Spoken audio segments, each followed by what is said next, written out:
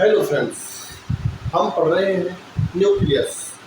Nucleus में कल हमने न्यूक्लियस की स्ट्रक्चर के बारे में डिस्कस किया था। आज हम बात करने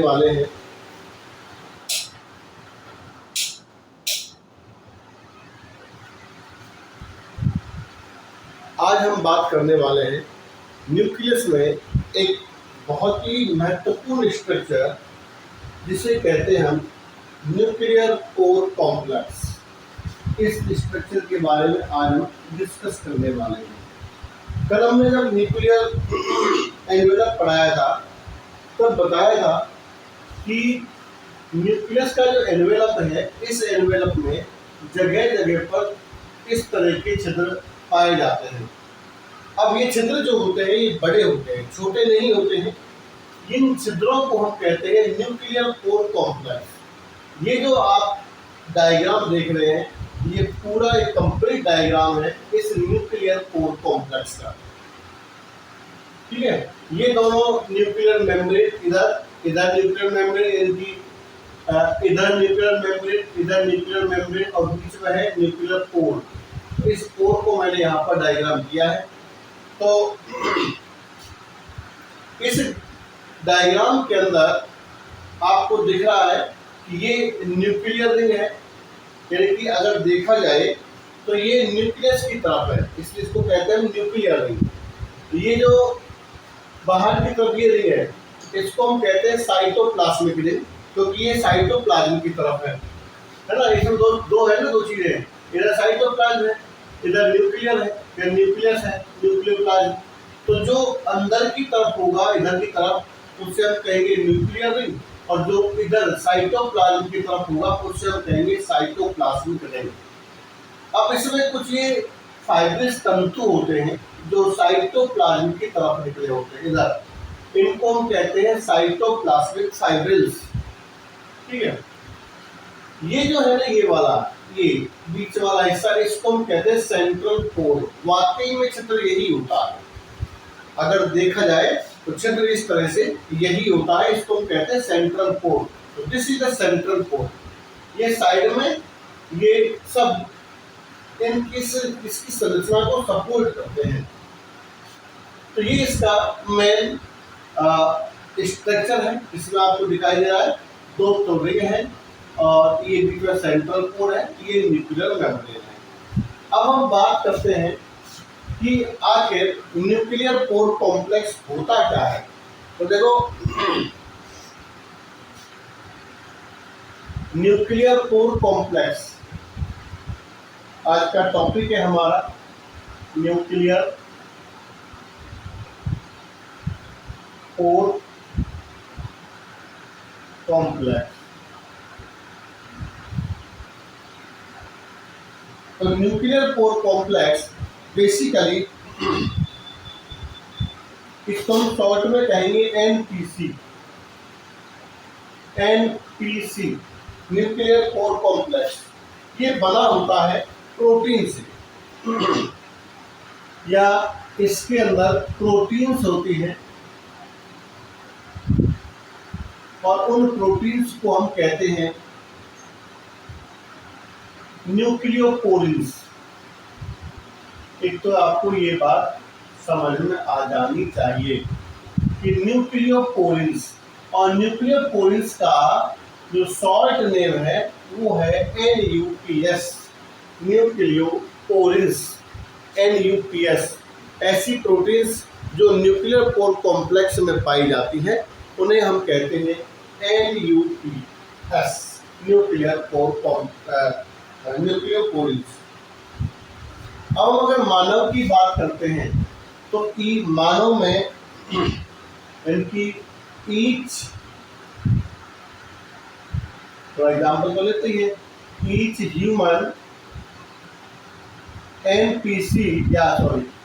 NUPS या NPC, न्यूक्लियर कोर कॉम्प्लेक्स, उसमें कितनी प्रोटीन्स होती हैं। प्रत्येक मानव के एनपीसी में लगभग 4, 5, 6 इंडिविजुअल प्रोटीन्स होती हैं या नप्स होती हैं। NUPS ये होती है। इनके अलावा 34 टाइप की और भी नब्स होती हैं। ये अलग है, ये अलग है। इनको हम कहते हैं डिस्टिंक्ट NUCLEus। डिस्टिंक्ट वो इंडिविजुअल है, ये डिस्टिंक्ट NUCLEus होती हैं। ठीक है, प्रत्येक मानव के न्यूक्लियर पोर कॉम्प्लेक्स में। उसके बाद हम देखें तो NP जो NUCLEus हैं यानी कि नुक्स हैं, ये न्यूक्लियो प्रोटीन्स जो है ये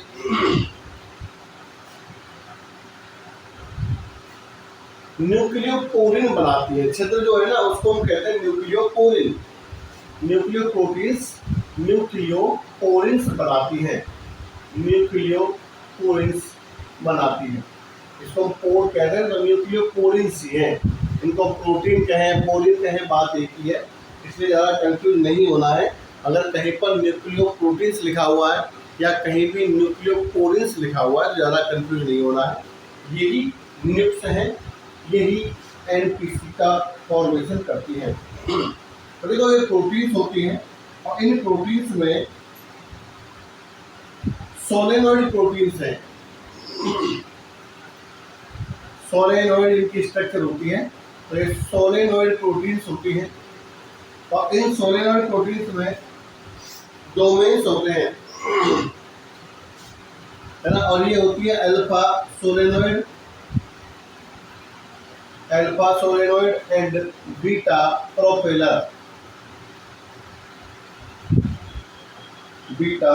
प्रोपेलर प्रोटीन ये होती है। ये हाफ पोरिन है, ये हाफ पोरिन है, यानी कि हाफ पोरिन जो होता है वो बना होता है alpha solenoid and beta propeller protein से। हाफ पोरिन यानी कि आधा छिद्र बना होता है किससे? अल्फा सोलेनॉइड से एंड बीटा प्रोपेलर से। अब अगर आप आधा हाफ किससे बना होता है? रिमेनिंग एक बचा हुआ जो है वो रिमेनिंग NUCLEus यानी कि शेष न्यूक्लियोपोरिन्स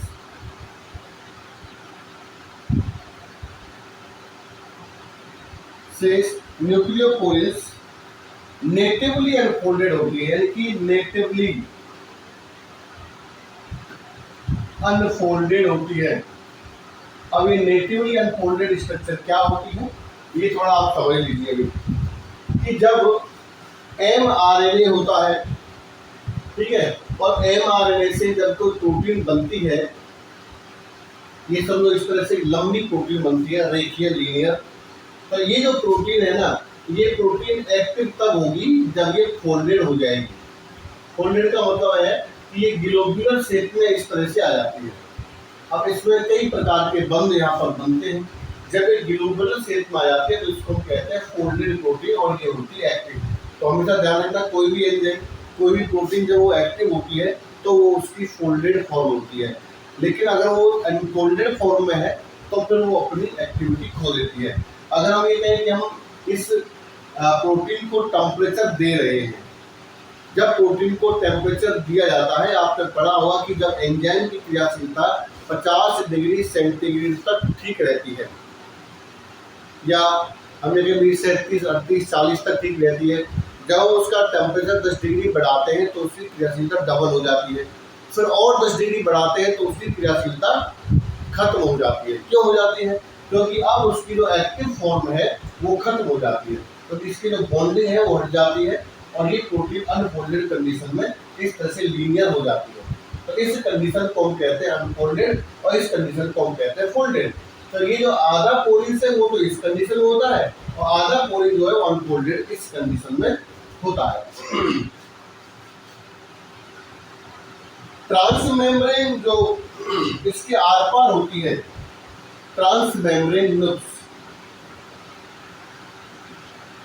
ट्रांसमेम्ब्रेन नुक्स जो होती है ये अल्फा हेलिकल होती है, ये भी आपको ध्यान रखना है। Alpha helical transmembrane nucleus का मतलब है जो इसके आर पार की जो मेम्ब्रेन है ना, इस मेम्ब्रेन की जो आर पार होती है उसे हम कहते हैं ट्रांस मेम्ब्रेन न्यूक्लियोपोलिस। न्यूक्लियोप्रोटीन्स, तो वो प्रोटीन जो है या वो पोलिस जो है वो अल्फा हेलिकल होती हैं, ये आपको ध्यान रखना है।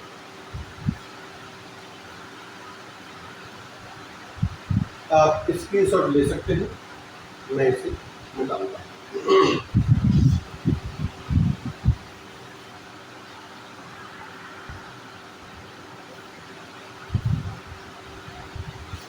अब जो एनपीसी होता है, ये एनपीसी न्यूक्लियर पोर कॉम्प्लेक्स जो मेम्ब्रेन है या केंद्रक झिल्ली है, इसे सेलेक्टिवली परमिएबल बनाता है। सेलेक्टिवली परमिएबल बनाता है कौन? Nuclear pore complex. इसको सेल मेम्ब्रेन को सेलेक्टिवली परमिएबल बनाता है। 1000 ट्रांसलोकेशंस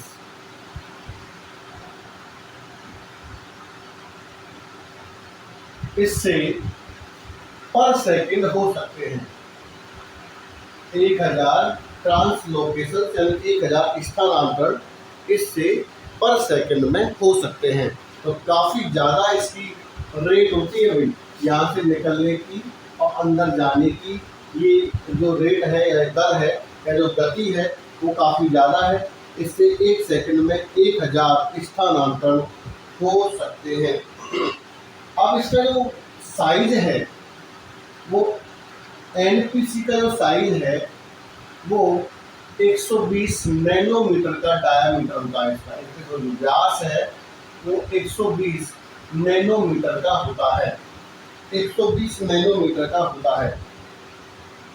और जो चैनल है, ये जो व्यास हो गया, इस पूरे का व्यास हो गया 120 नैनोमीटर, और जो वास्तव में जो चैनल है, छिद्र, इस छिद्र का जो व्यास है वो लगभग 5.2 नैनोमीटर का होता है।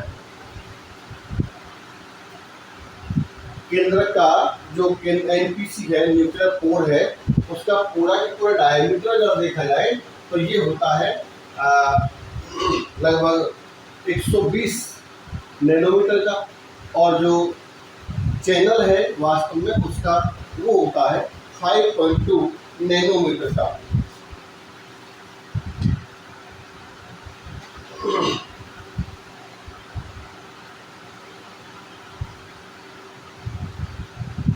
इसमें जो प्रोटीन्स पाई जाती हैं, largest family of carrier protein जो इसके अंदर पाई जाती हैं, उन्हें हम कहते हैं जो देखो लार्जेस्ट फैमिली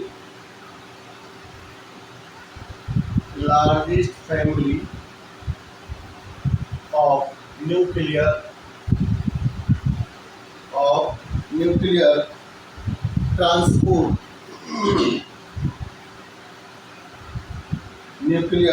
ट्रांसपोर्ट रिसेप्टर्स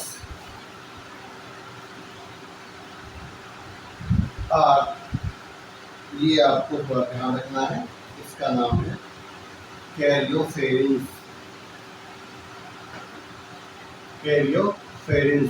और जो कैरियोफेरेंस है ये 2 प्रकार की है। कौन कौन सी है? एक है इम्पार्टिन और एक होती है एक्सपोर्टेंस और एक होती है एक्सपोर्टेंस।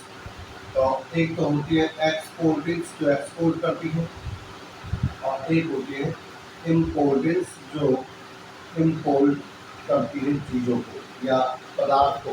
जो भी मटेरियल अंदर बाहर जाना होता है वो इन्हीं इम्पोर्टिंग और एक्सपोर्टिंग प्रोटीन की सहायता से जाता है। और इन सभी प्रोटीन्स को जाने के लिए या एक्टिव होने के लिए चाहिए जीटीपी, और इनको वही एनर्जी चाहिए। कभी कभी क्या होता है, सिंपल डिफ्यूजन भी हो जाता है, कभी कभी सिंपल डिफ्यूजन भी हो जाता है। उस कंडीशन में जीडीपी की या इन एक्सपोर्टेड और इम्पोर्टेड की आवश्यकता नहीं होती है।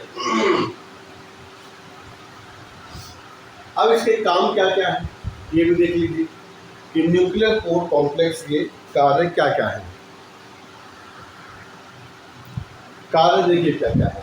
नंबर 1, सबसे पहले ये ट्रांसपोर्ट करता है,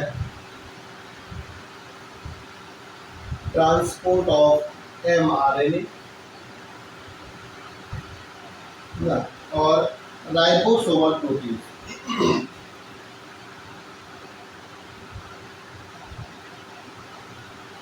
राइबोसोमल प्रोटीन्स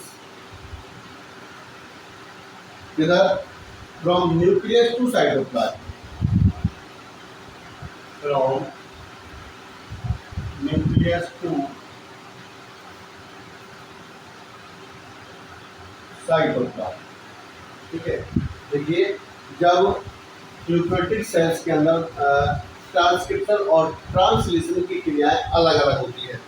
ठीक है, न्यूक्लियस में ट्रांसक्रिप्शन होता है तो यहाँ पर mRNA बनता है। mRNA के साथ फिर 3 क्रियाएं होती हैं, 5' कैपिंग, 3' पॉलीएडिनाइजेशन एंड स्प्लाइसिंग। तब बनता है मैच्योर mRNA। तब जाके जो मैच्योर mRNA है वो मैच्योर mRNA इस जगह से निकल करके साइटोप्लाज्म में आता है, यहाँ से निकल के साइटोप्लाज्म में जाता है। अब एक चीज और, एक ऑर्गेन इसके अंदर और होता है छोटा सा, जिससे हम कहते हैं न्यूक्लियोलस। तो जो न्यूक्लियोलस है उसमें राइबोसोमल आरएनए को बनाने के जीन्स होते हैं।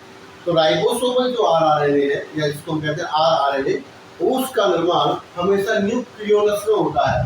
तो इस न्यूक्लियस से निकल करके वो यहाँ पर आता है और यहाँ से आएगा साइटोप्लाज्म में, क्योंकि साइटोप्लाज्म के अंदर ही ये राइबोसोम्स होते हैं एंडोप्लाज्मिक रेटिकुलम पर। तो यहाँ पर होता है निर्माण किसका, एंडोप्लाज्मिक राइबोसोम का, एंडोप्लाज्मिक रेटिकुलम पर। तो पहला काम है mRNA और राइबोसोमल प्रोटीन्स को ये ट्रांसपोर्ट करता है फ्रॉम न्यूक्लियस टू साइटोप्लाज्म। उसके बाद अगर जैसे डीएनए पॉलीमरेज है, डीएनए पॉलीमरेज, लेमिनिन्स या लेमिन्स, कार्बोहाइड्रेट्स,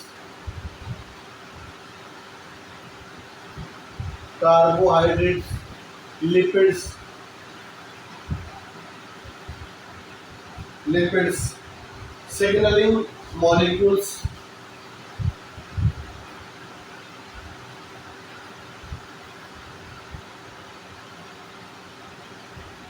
सिग्नलिंग मॉलिक्यूल्स, आदि जो है वो साइटोप्लाज्म टू न्यूक्लियस ट्रांसपोर्ट होते हैं। आदि साइटोप्लाज्म टू न्यूक्लियस की ओर ट्रांसपोर्ट होते हैं, किससे, वाया एनपीसी से होते हुए। तो दोस्तों ये था आज का हमारा टॉपिक, न्यूक्लियर कोर कॉम्प्लेक्स जो केंद्र के अंदर ही। आशा है आपको अच्छा लगेगा। अच्छा लगे तो आप लाइक कीजिए, कमेंट कीजिए, शेयर कीजिए, सब्सक्राइब कीजिए। अगर आप चैनल पर नए हैं तो सब्सक्राइब जरूर कीजिए। आप देखते रहिए, अपने दोस्तों को दिखाइए, अपने बच्चों को दिखाइए। Thank you very much.